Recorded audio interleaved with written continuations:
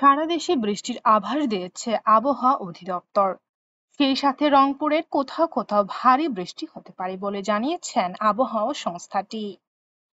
রবিবারের আবহাওয়া পূর্বাভাসে বলা হয়েছে, রাজশাহী, ঢাকা, ময়মনসিংহ, চট্টগ্রাম ও সিলেট বিভাগের কিছু কিছু জায়গায় এবং খুলনা, বরিশাল বিভাগের দুই এক জায়গায় অস্থায়ীভাবে দমকা হাওয়া সহ হালকা থেকে মাঝারি বৃষ্টিপাত হতে পারে এবং সেই সঙ্গে বজ্রসহ বৃষ্টিপাতও হতে পারে। এছাড়া সারা দেশে দিন এবং রাতের তাপমাত্রা সামান্য বাড়তে পারে।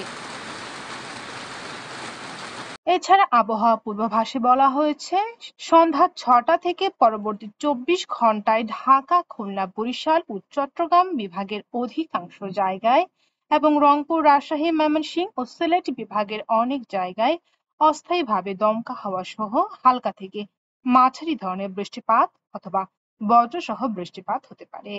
সেই সাথে ঢাকা, খুলনা, বরিশাল ও চট্টগ্রাম বিভাগের কোথাও কোথাও মাঝারি ধরনের ভারী থেকে অতি ভারী বর্ষণও হতে পারে। এছাড়া সারা দেশে দিন এবং রাতের তাপমাত্রা সামান্য কমতে পারে।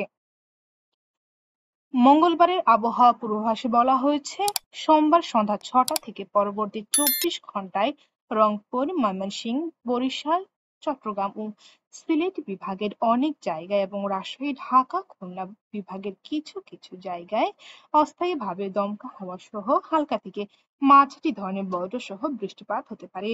সেই সাথে সারা দেশে মাঝারি ধরনের বৃষ্টিপাতও হতে পারে।